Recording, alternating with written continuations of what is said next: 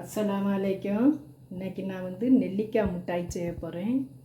நெல்லிக்காய் 1/2 கிலோ எடுத்திருக்கேன். 200 கிராம் வெள்ளை கற்கண்டு எடுத்திருக்கேன். 1 டீஸ்பூன்னு கார்ன்ஃப்ளவர் மாவு எடுத்திருக்கேன். ஒரு துண்டு இஞ்சியை சைஸ் பண்ணி வச்சுருக்கேன்.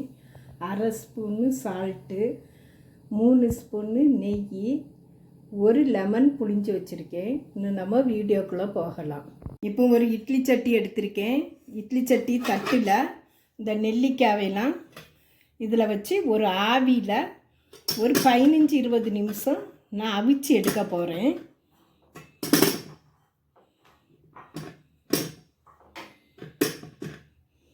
கேஸை ஆன் பண்ணிடுவேன்.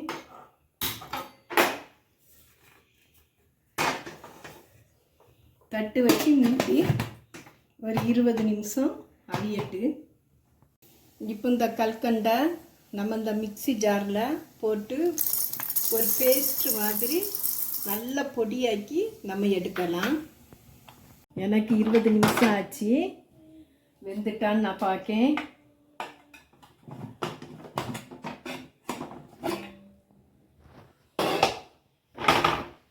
நல்லா வெந்துட்டு நீ தான் ஒரு பிளேட்டில் தட்டி ஆற வச்சு அதுக்கப்புறம் காட்டுவேன். ஒரு பிளேட்டுக்கு நான் மாற்றுவேன். இது ஆறினோடனே இதில் உள்ள விதையை எடுத்துட்டு நம்ம இந்த நெல்லிக்காயை மிக்சியில் நல்ல பேஸ்ட்டாக அரைச்சி எடுக்கணும். நெல்லிக்காயெல்லாம் ஆறிட்டு இப்போ இதை நம்ம பிச்சு இந்த இதில் உள்ள இந்த விதையை நம்ம தூர போட்டுடலாம். இப்படி எல்லா நெல்லிக்காயில் உள்ள விதைகளையும் நம்ம எடுத்துக்கிட்டு எடுக்கலாம். மிக்சியில் கல்கண்டு அரைச்ச ஜார்லையே நான் இந்த நெல்லிக்காவை போட்டு பேஸ்ட்டாக அரைக்க போகிறேன். இந்த பவுலில் இப்போ நம்ம மாற்றிடலாம்.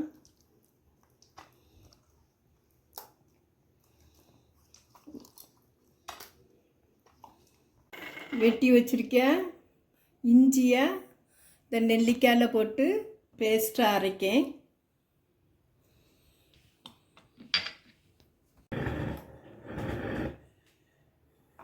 இப்போ அடுப்பை ஆன் பண்ணி இதை நம்ம கிண்டி கொடுப்போம்.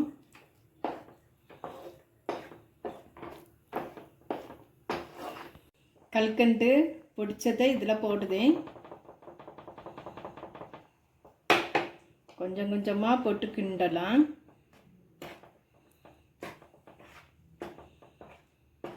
பொடியையும் நம்ம இதில் போட்டுடலாம். கட்டிப்படாமல் கிண்டி கொடுக்கலாம்.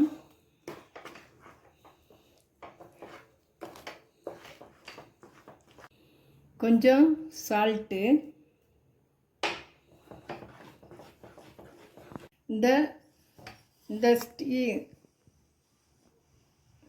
இந்த ஸ்பூனுக்கு நான் 1 ஸ்பூனு கார்ன்ஃப்ளவர் மாவு கரைச்சி இதில் ஊற்றுதேன்.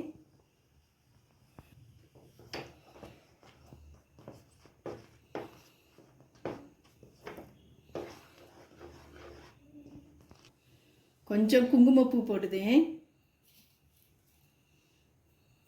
கொஞ்சம் குங்குமப்பூ இது ஆப்ஷன் தான். குங்குமப்பூ கொஞ்சம் போட்டால் கொஞ்சம் கலர் கொஞ்சம் வித்தியாசமாக இருக்கும். அதுக்காக நான் போடுதேன். லெமன்,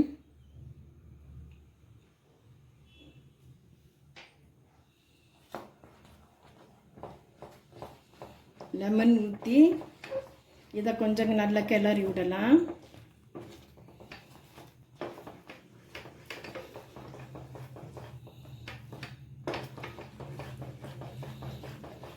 நெய்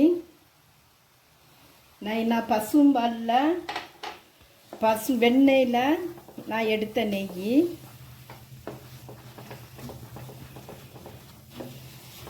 இது நல்லா கிளறி விடும். தீயை ஸ்லோவாக வைக்கலாம். அப்படி கொஞ்சம் கொஞ்சமாக நல்லா கிளறி விட்டு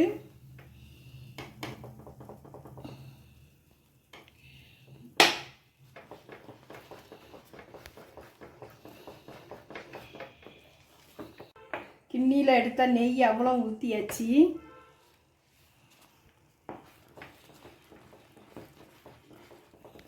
இது கொஞ்சம் நல்லா கெட்டியாக வரட்டு. நெய் வந்து மூஞ்சி சைனிங்காக இருக்கும். கார்ன்ஃப்ளவர் மாவு இந்த ரெசிபிக்கு நெல்லிக்காய்க்கு கொஞ்சம் சைனிங்கு கொடுக்கும்.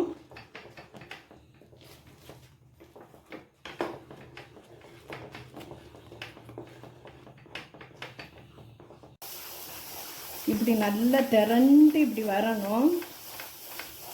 நல்லா திரண்டு வந்த பிறகு நம்ம கேஸை ஆஃப் பண்ணிடலாம். இன்னும் 2 நிமிஷம் நம்ம திரண்டு வரட்டும்.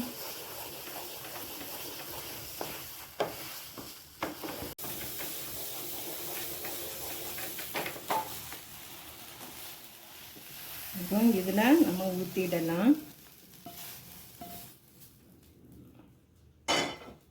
இப்படி பரத்தி நம்ம பட்டர் சீட்டு போட்டிருக்கேன் ஒரு ட்ரையில் போட்டு இப்படி பரத்தி நம்ம விட்டுடலாம். விட்டுட்டு இது ஆறின பிறகு நம்ம இதை வெட்டணும்.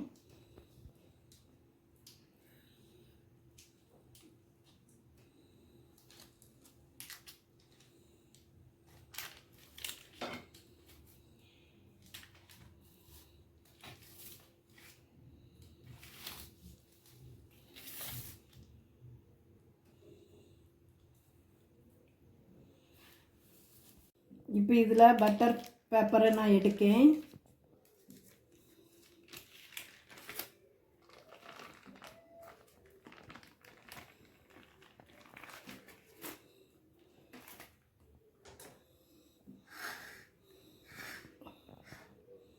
இப்போ வெட்டி பார்க்கும்.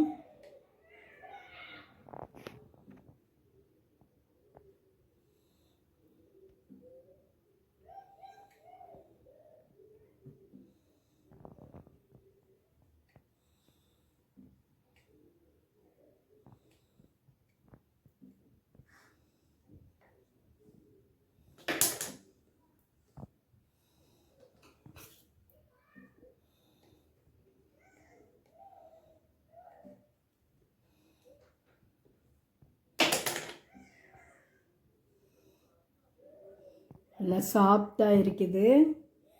இதை நம்ம சின்ன சின்ன பீஸாக வெட்டிடலாம்.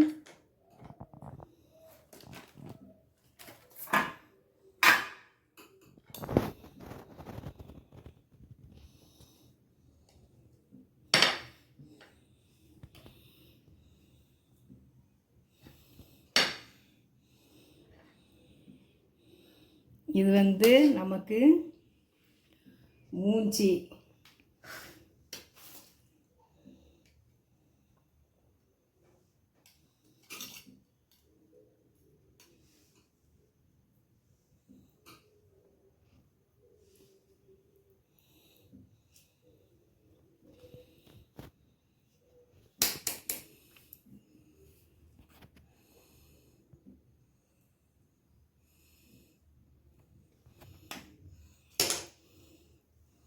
பாருங்க, ரொம்ப அழகாக இருக்குது. இப்போ கற்கண்டு பொடி நான் கொஞ்சம் 1 ஸ்பூன் எடுத்து வச்சதை இதுக்கு மேலே தூவிட்டு வரும். இது ஒரு புளிப்பு லெமனுடைய ஃப்ளேவரு, குங்குமப்பூவு, நெல்லிக்காயுடைய துவப்பு, கற்கண்டு இனிப்பு எல்லாம் சேர்ந்து சூப்பராக ஒரு மிட்டாயி. இது நீங்கள் இதேமாரி கிண்டி சாப்பிட்டு பாருங்க, ரொம்ப சூப்பராக இருக்குது. முடி வளரும், முடி நல்லா வளர்ச்சியாக இருக்கும், முகம் சைனிங் இருக்கும். இதெல்லாம் சாப்பிட்டா ரொம்ப உடம்புக்கு நல்லது. குழந்தைகளுக்கும் கொடுக்கலாம். நல்ல ஜல்லி மிட்டாய் மாதிரி இருக்கும் குழந்தைகளுக்கு. இது